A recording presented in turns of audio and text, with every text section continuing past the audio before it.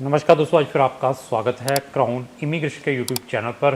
तो आज की वीडियो में मैं स्टडी इन फिनलैंड के बारे में डिस्कस करूंगा, specially bachelor admission in Finland. किस वे से आप वहां पर बैचलर में एडमिशन ले सकते हैं, क्योंकि बैचलर में बहुत ज़्यादा कंपटीशन रहता है वहाँ की यूनिवर्सिटीज़ में एडमिशन्स के लिए।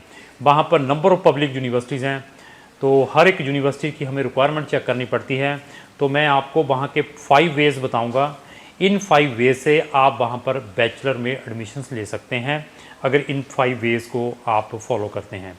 तो इवन बहुत सारे स्टूडेंट्स की हमारे पास क्वेरीज रहती है, क्या सर NIOS एक्सेप्टेबल है फिनलैंड के अंदर? 100% एक्सेप्टेबल है।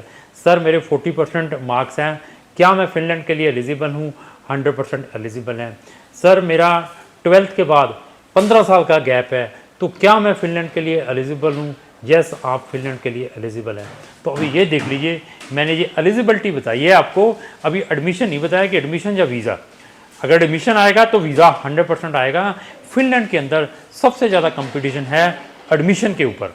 तो एडमिशन्स ये जो चीज़ें हैं वही बता सकता है जो रेगुलर उन यूनिवर्सिटीज़ के टच में है और रेगुलर उन यूनिवर्सिटीज़ के न्यूज़ को पढ़ता है और उन यूनिवर्सिटीज़ के सोशल मीडिया या वहाँ की इंटर फिनलैंड माइग्रेशन एजेंसी को फॉलो करता है, तभी हमारे पास ये सारी की सारी इन्फॉर्मेशन आती है।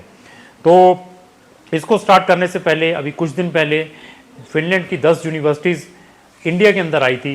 हर एक यूनिवर्सिटीज़ के रिप्रेजेंटेटिव के साथ हमने डिस्कशन की है। वहाँ पर bachelor program, tailor made programs, master PhD programs, सबके बारे में हमारी जो डिस्कशंस रही है। तो फिनलैंड में सबसे पहले अगर आपने एडमिशन लेना है तो वहाँ के मैं जो 5 वेज़ हैं उसमें सबसे पहला वे है एंट्रेंस एग्ज़ाम। तो एंट्रेंस एग्ज़ाम में क्या है, तो Finland universities are not bothered about your 12th की स्ट्रीम्स। आपकी स्ट्रीम्स कौन सी हैं, आपके परसेंटेज कितने हैं, आपके पास IELTS है या नहीं है। तो इस एंट्रेंस एग्ज़ाम में हर एक स्टूडेंट अपेयर हो सकता है। जो ये एग्ज़ाम है वो वर्ल्ड वाइड लेवल का होता है और एक बार ही होता है साल में, तो एक ही दिन होता है। तो इस एग्ज़ाम के थ्रू भी आप फिनलैंड का एडमिशन ले सकते हैं। जब आप ये एग्ज़ाम को ब्रेक करते हैं उसके बाद ग्रुप डिस्कशन है, तो ग्रुप डिस्कशन के बाद आपकी कट ऑफ बनती है। तो ये बता दिया, एंट्रेंस में हर एक स्टूडेंट बैठ सकता है। अगर आप उसको ब्रेक करते हैं और ग्रुप डिस्कशन को आप ब्रेक करते हैं, उसके बाद आपका एडमिशन हो सकता है। तो दूसरा हमारे पास जो ऑप्शन है वो है सेट। तो सेट में क्या है, फिनलैंड की बहुत सारी यूनिवर्सिटीज़ कहती हैं कि हमें आपकी परसेंटेज को नहीं देखना है, आपकी प्रीवियस स्टडीज़ को नहीं देखना है, ना ही हमें IELTS चाहिए। अगर आपने सेट किया हुआ है तो तब भी हम आपको 99% एडमिशन्स दे सकते हैं। तो ये दोनों चीज़ें उन बच्चों के लिए हैं जो NIOS से अपनी 12th कर लेते हैं, जिनके परसेंटेज नहीं हो आ पाते, अच्छी यूनिवर्सिटीज़ में एडमिशन नहीं मिल पाता, तो ये एंट्रेंस एग्ज़ाम के थ्रू भी एडमिशन ले सकते हैं वहाँ की अच्छी यूनिवर्सिटीज़ में। अगर वो एंट्रेंस एग्ज़ाम में नहीं भी क्लियर कर पाते तो ये सेट का एग्ज़ाम दे दें। सेट के एग्ज़ाम के थ्रू भी फिनलैंड की यूनिवर्सिटीज़ में उनके ड्रीम्स फुलफिल हो सकते हैं।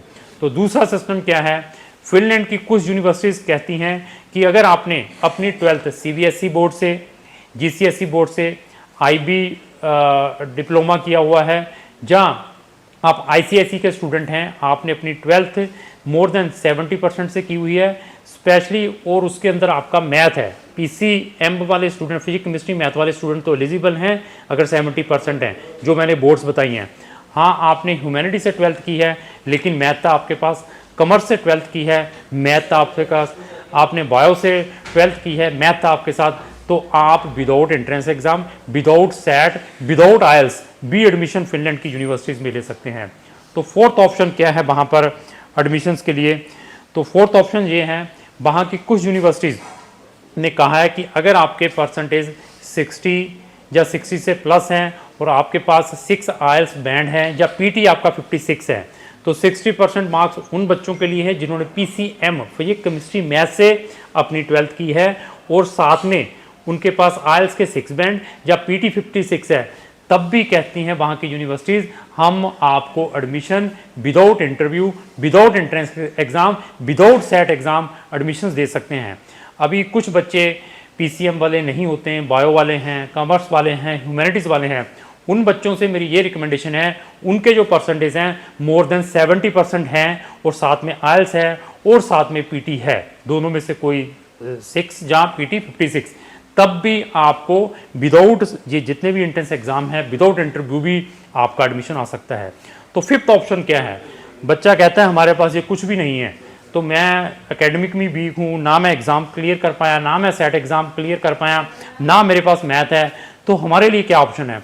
उनके लिए उन्होंने एक पाथवे सिस्टम इंट्रोड्यूस किया है कि जिस बच्चे के पास कम परसेंटेज है और जिसके पास सिर्फ 5.5 आयल्स है, तो वो हमारी कंट्री पाथवे सिस्टम के थ्रू भी बैचलर करने के लिए आ सकता है। लेकिन उसके अंदर उनकी कंडीशन है कि आपको अपना एक सेमेस्टर ऑनलाइन अपनी कंट्री से करना पड़ेगा और उसमें पास भी होना पड़ेगा। अगर आप पास होते हैं तो ग्रंटेड एडमिशन है सेकंड सेमेस्टर के लिए फिनलैंड की यूनिवर्सिटीज़ के अंदर। तो दीज आर द 5 वे जिसके थ्रू आप फिनलैंड की पब्लिक यूनिवर्सिटीज़ में बैचलर में एडमिशन ले सकते हैं। इसके अलावा फिनलैंड से रिलेटेड अगर आपकी कोई भी क्वेरी है, आपका एडमिशन आपके लेवल पर आ चुका है, इवन आप अपनी रेजिडेंसीज अप्लाई करवाना चाहते हैं, आप फिनलैंड में पढ़ने के लिए जाना चाहते हैं फ्री ऑफ कॉस्ट, वो भी ऑप्शंस हमारे पास हैं, मैं वो भी ऑप्शंस आपको प्रोवाइड कर सकता हूं। आप फिनलैंड में आप किसी टाइप का स्कॉलरशिप चाहते हैं तो वो भी ऑप्शंस हम आपको प्रोवाइड कर सकते हैं। फिनलैंड में आप स्पाउस के साथ रीसेंट मैरिज वाले स्टूडेंट्स भी जहां पर जा सकते हैं। There is no age bar, Finland के अंदर किसी भी एज वार की भी कोई प्रॉब्लम नहीं है, कितना भी गैप है वो भी एक्सेप्टेबल है।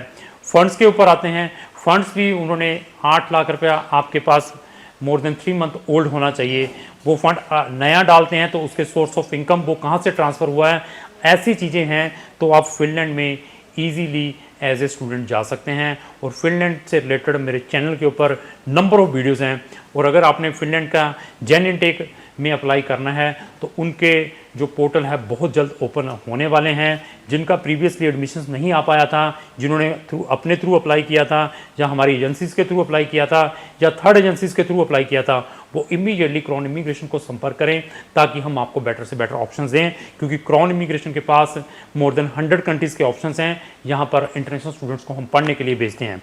तो क्रॉन इमिग्रेशन के चैनल के ऊपर इस टाइप की नंबर ऑफ वीडियोज़ हैं, अगर उनको भी देखना चाहते हैं तो हमारे चैनल को ब्राउज करके देख सकते हैं।